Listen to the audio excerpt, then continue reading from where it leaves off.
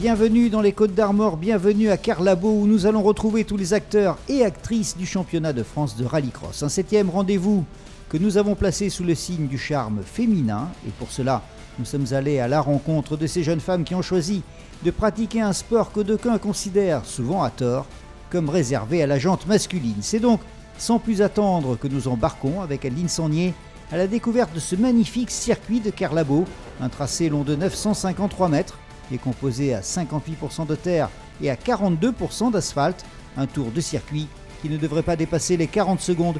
Nous sommes à bord de la Peugeot 207 Supercar. Bonjour à tous et à toutes, je m'appelle Adeline Sangnier, je vous invite à embarquer sur ma 207 sur le circuit de Carlabo. Donc là on se met en procédure, on attend que le feu passe au vert.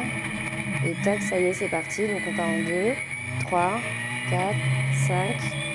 Donc là, premier droite, 4, 3, 2 au dernier moment pour donner du grip un peu à l'avant. Et là, on enquille 3, 4, 5, 6. Donc là, on arrive sur un léger petit saut. Donc 5, 4, 3. Là, on arrive dans la grande parabolique, 4. On rétrograde, 3 pour enchaîner le droite qui donne sur un double gauche. On met la 4 pour le double gauche, la vibreur, on reste bien corde, vibreur, encore vibreur, et la 5, 6, et on rattaque le deuxième tour. Donc on fait pareil, 4, 3, 2 au dernier moment, et voilà.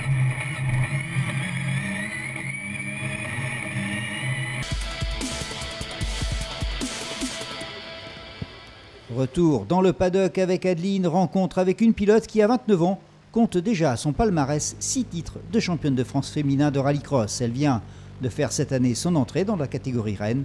Bilan après 6 épreuves disputées en supercar. C'est vrai qu'on a bien commencé la saison où on a été qualifié à chaque fois pour les finales.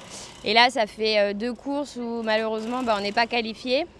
Donc c'est assez mitigé, mais là on commence à progresser. Moi, c'est effectivement, je roule de plus en plus avec la supercar, donc je commence à la connaître, donc ça va mieux. Passer d'une Citroën C2 de 200 chevaux à une Peugeot 207 de près de 600 chevaux, le changement est radical, il faut tout revoir, pilotage, stratégie de course et même préparation physique. Préparation physique, je connais pas, je sais pas ce que c'est, je ne connais pas. Après pilotage, oui, parce que dans la C2, fallait pas être assez agressif, tandis que là avec la supercar, faut l'être un peu plus. Après c'est complètement différent, quoi. Une 4 roues, une 2 roues, voilà, ça n'a rien à voir.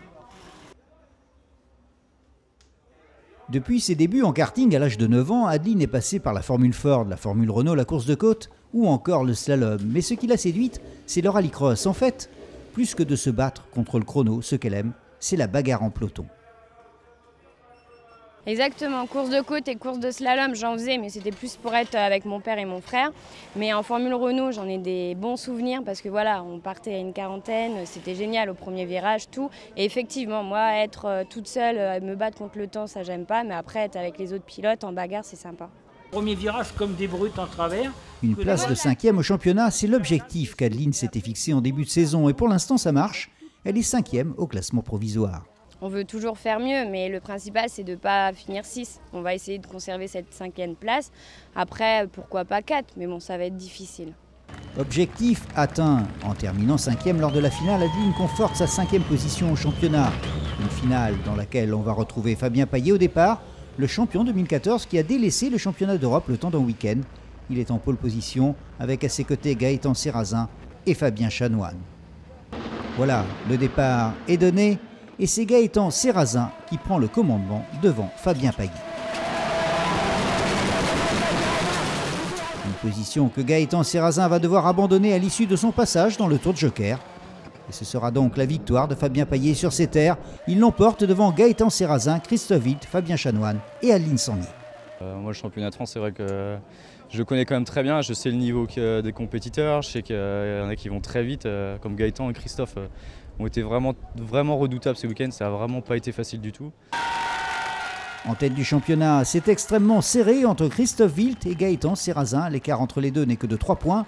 Fabien Chanoine est sur le podium provisoire, mais il reste sous la menace de Christophe Jouet. Bref, à 3 manches de la fin, c'est un championnat qui demeure encore très ouvert.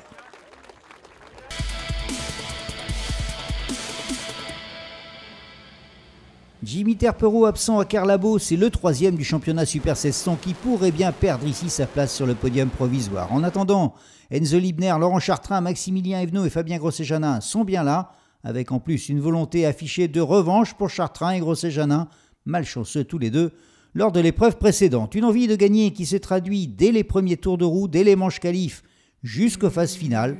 C'est donc en première ligne qu'on les retrouve au départ de la finale, une position qu'il partage avec Maximilien Evenot. Nous sommes à bord de la Citroën C2 de Laurent Chartrain. Et un départ spectaculaire, un mano à mano qui tourne à l'avantage de Laurent Chartrain.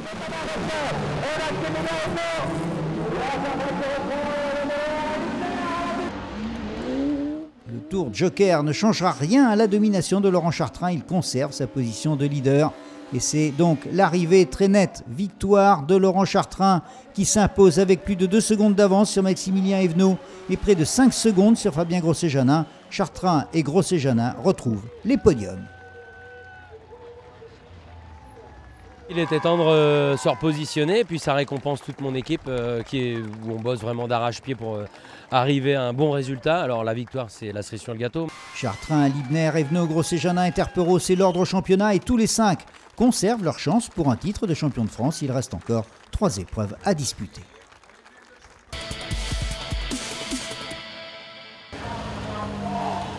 Nous avions placé cette émission sous le patronage des pilotes féminines. Et bien, après Aline Sangnier en supercar, nous voici dans le paddock des Twingo R1 avec 5 filles engagées dans la Coupe des Dames.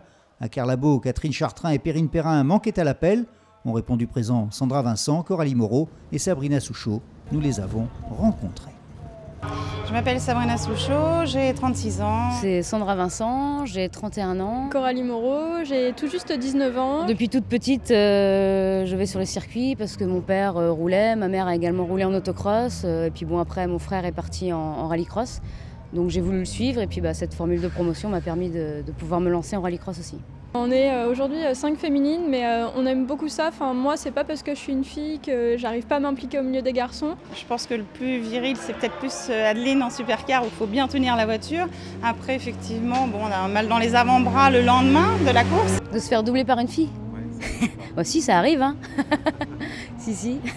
Parfois, l'année dernière, j'étais souvent derrière des filles et c'est comme des gars. Quand on est dans la voiture, c'est pareil. Surtout si on prend un meilleur départ et qu'après on bouchonne, forcément ça doit énerver. Plus il y aura de filles et mieux ce sera. Moi j'attends que ça, de me faire doubler par des filles, c'est plutôt sympa de les regarder par l'arrière. En arrivant à Carlabo, Sandra Vincent et Coralie Moreau étaient leaders à égalité de points, mais après cette 7e manche, Coralie a pris un léger avantage. Elle devance maintenant Sandra de 3 points. Sabrina, elle, est à 24 points. Quant à Catherine Chartrain et Perrine Perrin, elles complètent ce classement, mais elles sont loin derrière le trio de tête. Une très belle victoire qui fait extrêmement plaisir pour tout le travail fourni pour la voiture. Après mon tonneau de Pont-de-Ruan, c'est vraiment une véritable satisfaction pour tout le team GM Sport dans lequel je roule. Pour mon père qui s'est donné à fond pour réparer la Twingo et pour que je puisse reprendre la tête du championnat, toute ma famille. C'est vraiment super, je remercie tout le monde. Voyons maintenant ce qu'il s'est passé dans le championnat de France Junior. Nous sommes au départ de la finale et tout de suite on remarque la non-qualification de plusieurs favoris. Celle de Marcelonnet, celle de Baptiste Ménez et enfin celle de Pascal Hutto. L'occasion pour Tom Donat de prendre ici le large championnat. C'est Jean-Baptiste Vallée qui est en tête dans cette finale et il ne fléchira pas durant les 7 tours de course face aux assauts de Tom Donat. Il franchira la ligne d'arrivée avec près de 2 secondes d'avance sur Tom Donat. Julien Ardonnière termine à la 3e place. C'est énorme. Tom il me mettait la pression du début à la fin et chaque fois je regardais dans mes rétros et au final ça l'a fait quoi. Tom Donat fait la bonne opération, il creuse l'écart au championnat, ce qui lui permet maintenant d'envisager le titre et ce, dès la prochaine rencontre en septembre.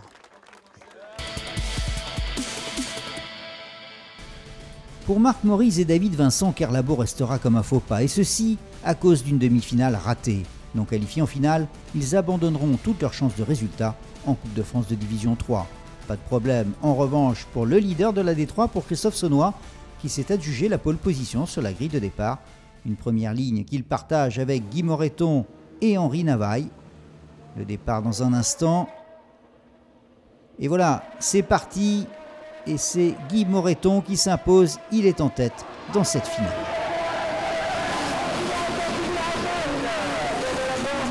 Nous sommes à bord de la DS3 de Guy Moreton. Guy Moreton qui mène devant Christophe Saunois. Deuxième, Christophe Saunois en a profité pour se débarrasser de son passage obligé dans le Joker. Il conserve sa deuxième place, intercalée entre Moreton et Henri Navaille.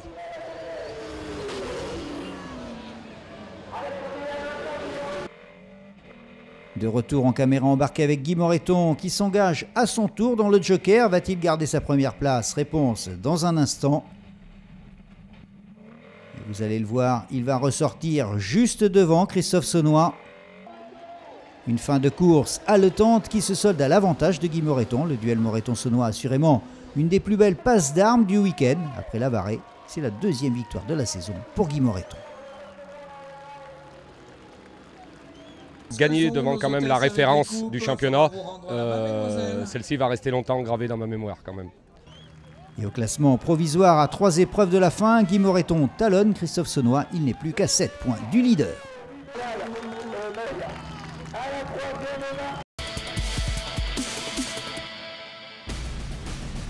Lors d'une précédente émission, on avait, souvenez-vous, donné un coup de projecteur sur Steven Lefrançois, un éclairage parfaitement justifié eu égard à ses 5 victoires en 6 rencontres.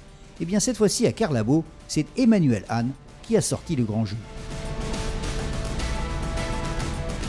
Nous sommes au départ de la finale de Division 4 et voilà, c'est donc parti. Un excellent départ d'Emmanuel Hahn qui s'impose face à Steven Lefrançois. Emmanuel Hahn est en tête, une position qui ne lâchera pas durant les 7 tours de course. Franchit la ligne d'arrivée en vainqueur, il l'emporte devant Guillaume Pinson et Xavier Goupil. Après sa victoire lors de la manche d'ouverture à essai, Emmanuel Hahn remporte son deuxième succès de la saison. J'avais confiance en moi, ça s'est pas passé comme sur le plan forcément, mais j'avais confiance en moi et ça a très bien marché. J'ai eu la réussite qu'il fallait, tout a été comme sur des roulettes. Une belle victoire pour moi et pour toute l'équipe. Emmanuel Hahn a mis fin à l'insolente domination de Steven Lefrançois. Il interrompt ainsi une série de 5 victoires d'affilée et se positionne en dauphin. Mais son retard sur le leader reste important. 50 points le séparent encore de Steven Lefrançois. Cette émission est maintenant terminée. Place à la trêve estivale. Rendez-vous en septembre sur le circuit de Mayenne. En attendant, reposez-vous bien. Bonnes vacances.